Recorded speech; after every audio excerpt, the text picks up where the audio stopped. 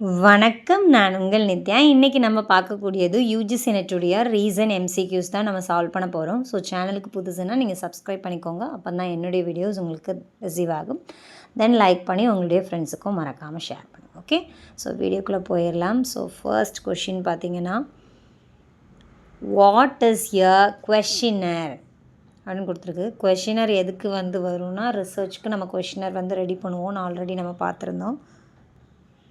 So அந்த questionnaire ready பண்ணி ஒவ்வொருத்தருடைய ஒப்பீனியன் நம்ம கேட்போம். ஓகே, அப்போது questionnaire is a research tool. ரிசர்ச்காக நம்ம இப்போ பிஹெச்டி பண்ண போகிறோம்னா அதுக்கு தீசிஸ் சப்மிட் பண்ணுறதுக்காக கொஷினர் ரெடி பண்ணி தான் நம்மளுடைய ப்ராஜெக்டே நம்ம பண்ணுவோம். ஓகே, அப்போ a questionnaire is a research tool used to systematically. அதுக்குன்னு ஒரு சிஸ்டம் இருக்குது டேட்டா கலெக்ட் பண்ணுறதுக்கு. அப்போ it is a research tool used to systematic collect data. It is a structureனா அதுக்குன்னு ஒரு சிஸ்டம்ஸ் இருக்குது. Okay, set of questions that are administrated to participate in order to gathering the information on their attitudes, opinion, behaviors or experience. So ஒருத்தவங்க என்ன experience பண்ணியிருக்காங்க, இப்போ ஒரு ப்ராடக்டை எப்படி இருக்குது அப்படின்னு நம்ம கேட்க விரும்புகிறோன்னா அதுக்கு கொஷினை ரெடி பண்ணிவிட்டு அந்த ப்ராடக்ட் ரிலேட்டடாக அவங்க எப்படி எக்ஸ்பீரியன்ஸ் பண்ணியிருக்காங்க அப்படின்னு கேட்பாங்க. இதே behaviour, so behaviour related questions கேட்டாங்கன்னா பிஹேவியர் எப்படி இருக்குது, இப்போ கன்சியூமர் ஓரியன்டில் நம்ம கன்சியூமர் ப்ராடக்ட்ஸ் எப்படி பர்ச்சேஸ் பண்ணுறாங்க, ஸோ பிராண்டை பர்ச்சேஸ் பண்ணுறாங்களா இல்லைனா காசுக்காக பர்ச்சேஸ் பண்ணுறாங்களா அந்த ப்ராடக்டை, நல்ல குவாலிட்டியாக இருக்கா. ஸோ இந்த மாதிரி நிறைய விஷயங்கள் அந்த ப்ராடக்ட் ரிலேட்டடாக அவங்க ஒப்பீனியன் இருக்கும்.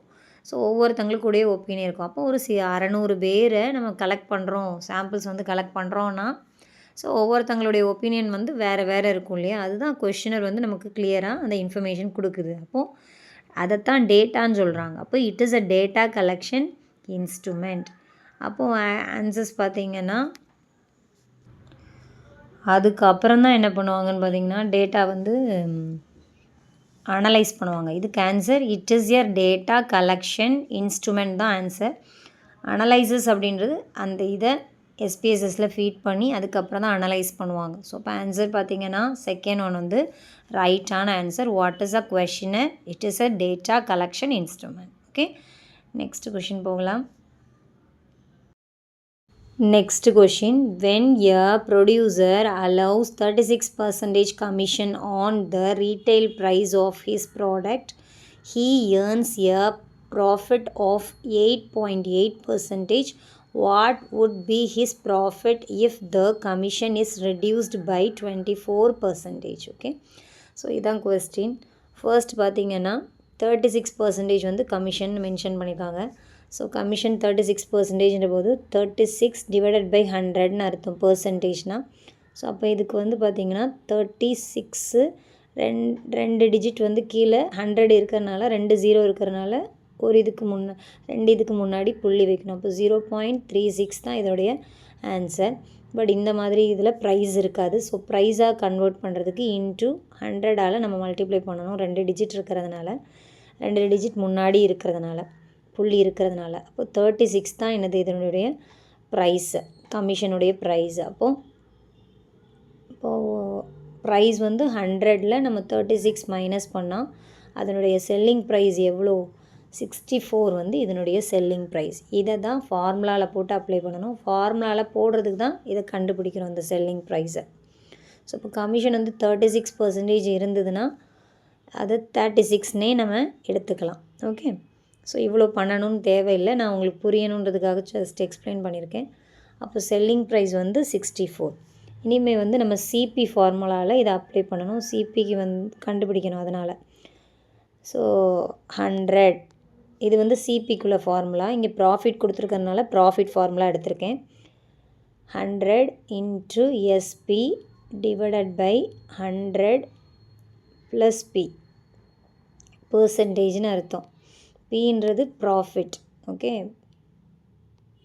பின்றது ப்ராஃபிட், அதோடைய பர்சன்டேஜ் அப்படி 100 into SP divided by 100 plus P percentage. Okay, so இதான் ஃபார்முலா. இதில் அப்ளை பண்ணிட வேண்டியதான், இந்த ஃபார்முலாவில் அப்ளை பண்ணிட வேண்டியதான். சிபி நமக்கு தெரியாது, எஸ்பி 64ன்னு இப்போ தான் கண்டுபிடிச்சோம். அப்போ 100 இன்ட்டு 64 டிவைடட் பை 100 ப்ளஸ் 8.8. 8.8 எங்கே இருக்குது? இந்த இருக்குது. ஸோ இதை அப்ளை பண்ணிட வேண்டியதான். 8.8 வந்து அப்ளை பண்ணிட வேண்டியதான். இனிமேல் இந்த டினாமினேட்டர் ரெண்டையும் ஆட் பண்ணணும். 100 ப்ளஸ் 8.8 108.8ன்னு வரும். இனிமேல் என்ன பண்ணணும்? கேன்சல் பண்ணணும். ஸோ 2 டேபிளில் கேன்சல் பண்ணுறேன், அப்போ தான் எல்லோரும் ஈஸியாக இருக்குன்றதுக்காக. ஸோ இதை கேன்சல் பண்ணால் 54.4 கிடைக்கும். 2 டேபிளில் ஒரே சேம் டேபிளில் தான் கட் பண்ணணும். 32 கிடைக்கும் இங்கே. தென் அகெயின் 2 டேபிளில் நான் கேன்சல் பண்ணேன்னா 27.2 கிடைக்கும். இங்கே வந்து 16 கிடைக்கும். தென் அகெயின் நான் 2 டேபிளில் இது கேன்சல் பண்ணால் 13.6 கிடைக்கும். இது வந்து 8 கிடைக்கும். 8 2 16. தென் அகெயின் இதை கேன்சல் பண்ணால் ஸ்ட்ரெயிட்டாக வேறு டேபிள்லேயும் அடிக்கலாம். பட் இது கொஞ்சம் மேக்ஸ் தெரியாதவங்களே ஈஸியாக இருக்கணும்னால இது எப்படி பண்ணி 6.8 இங்கே வந்து 4 டைம்ஸ் வரும் 2 டேபிள். தென் அகெயின் இதை கேன்சல் பண்ணிங்கன்னா 3.4 கிடைக்கும். இது 2 டைம்ஸ். தென் 3.4ஐயும் நம்ம கேன்சல் பண்ணலாம். 1.7 கிடைக்கும். ஓகே, ஸோ 1.7 நமக்கு கிடைக்கும். கீழே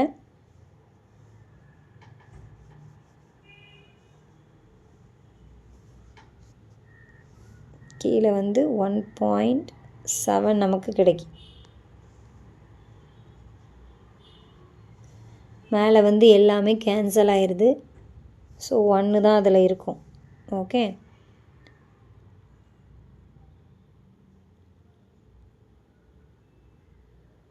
பட் ஆனால் கீழே டினாமினேட்டர் வந்து ஒரு பாயிண்ட் புள்ளி இருக்கிறதுனால மேலேயும் கீழேயும் 10ஆல் மல்டிப்ளை பண்ணணும்.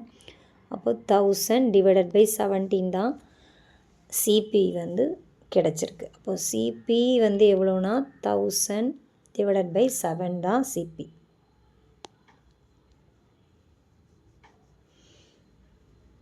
அப்போ 2 விஷயம் கண்டுபிடிச்சிருக்கோம். எஸ்பியும் சிபியும் நம்ம கண்டுபிடிச்சிருக்கோம்.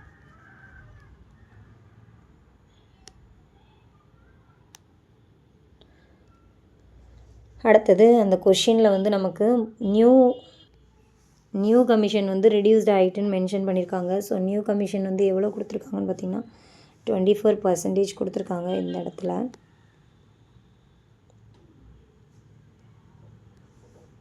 இந்த இடத்துல கொடுத்துருக்காங்க 24.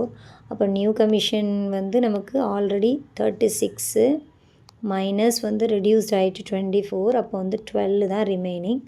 அதுக்கு செல்லிங் ப்ரைஸ் வந்து ஃபஸ்ட்டு கண்டுபிடிச்சி வச்சுக்கணும். அப்போ தான் வந்து ஆன்சர் கரெக்டாக வரும். அப்போ செல்லிங் ப்ரைஸ்க்கு வந்து நம்ம எப்படி கண்டுபிடிக்கணும்? 100 மைனஸ் அந்த 12 நம்ம சப்ராக்ட் பண்ணால் 88 நம்ம நெக்ஸ்ட்டு போடக்கூடிய கெய்னிங் ப்ராஃபிட்டுக்கு கண்டுபிடிக்கணும். ஓகே, ஸோ அதோடைய ப்ராஃபிட் கேட்டிருக்காங்க. இனிமேல் ப்ராஃபிட்டுடைய ஃபார்முலா வந்து அப்ளை பண்ணணும். ப்ராஃபிட்டுக்கு இப்போ செல்லிங் ப்ரைஸ் காஸ்ட் ப்ரைஸ் நம்ம கண்டுபிடிச்சிட்டோம். ஆல்ரெடி செல்லிங் ப்ரைஸ் கண்டுபிடிச்சிட்டோம். மைனஸ் சிபி, இது formula CP into 100. So SP நம்ம என்ன கண்டுபிடிச்சிருக்கோம்னா 88 மைனஸ் சிபி வந்து 1000 டிவைடட் பை 17, டினாமினேட்டர் 1000 டினாமினேட்டர் 17 இந்த மாதிரி இருக்கும். இன்ட்டு 100 இந்த மாதிரி இருக்கும். இந்த இடத்துல டினாமினேட்டர் 1 இருக்குதுன்னு அர்த்தம். ரெண்டுமே காமனாக இருந்தால் 17 இருந்தால் தான் ஆட் பண்ண முடியும். ஸோ அதனால் நம்ம எல்சிஎம் பண்ணணும். மேலேயும் கீழேயும் 17ஆல் மல்டிப்ளை பண்ணுவாங்க. 8 இன்ட்டு 17 மல்டிப்ளை பண்ணால் இந்த இடத்துல 1496 வந்து நமக்கு கிடைக்கும். ஓகே, அப்போ டினாமினேட்டரில் 17 இருக்கும், கேன்சல் ஆயிரும். இந்த மாதிரி டேம் வந்து நமக்கு கிடைக்கும்.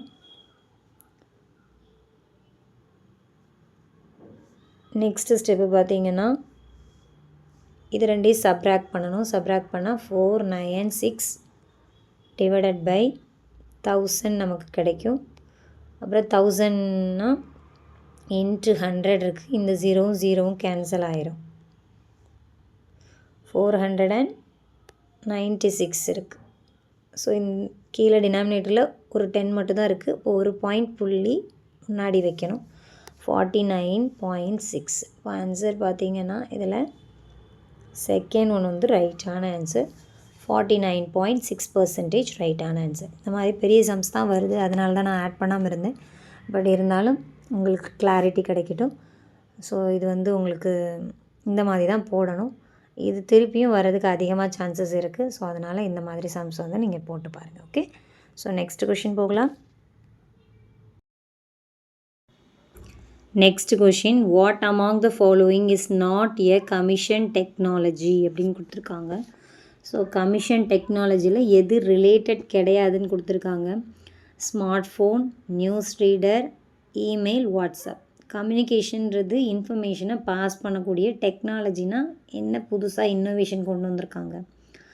ஸோ இப்போ ஸ்மார்ட் ஃபோன் அப்படின்ற போது a smart phone is a mobile phone capable of making phone call பண்ணலாம், இன்டர்நெட் பண்ணலாம், தென் வேரியஸ் அப்ளிகேஷன் அதில் இருக்குது, அதை வச்சு கம்யூனிகேஷன் பண்ணலாம். அப்போ a smart phone is a mobile device capable of making phone calls, accessing the internet and running various applications. Making is a communication technology. Okay, so அப்போது smart phone வந்து communication technology. Next வந்து பார்த்திங்கன்னா news reader அப்படின்றது ஒரு individual பர்சனுடைய development பேஸில் உள்ளது. News reader அவர் வந்து ஒரு நியூஸ் ரீடர். ஸோ அது வந்து நமக்கு டெக்னாலஜி ரிலேட்டடாக வர்றது பர்சனுடைய ப்ரொஃபஷ்னல் டெவலப்மெண்ட்டு. ஸோ அப்போ இதுதான் ஆன்சர். தேர்டு பார்த்திங்கன்னா email is an electronic communication. இது இமெயில்ன்றது ஒரு எலக்ட்ரிக் கம்யூனிகேஷன்.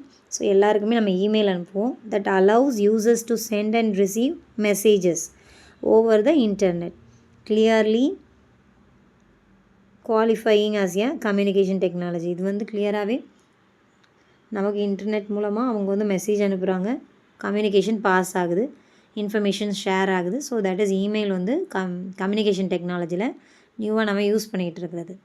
அடுத்து வாட்ஸ்அப் அப்படின்றது ரீசெண்ட் டேஸில் நம்ம மெசேஜ் அனுப்புறதுக்கு யூஸ் பண்ணுறோம். WhatsApp is a messaging app that enables user to communicate so with each other through text, voice and video calls, making it a communication technology. அதில் text பண்ணிக்கலாம், voice over கொடுத்துருக்கலாம், voice message, video call பண்ணிக்கலாம். So இதெல்லாம் communication pass பண்ணுறதுக்குள்ளே தான் வருது.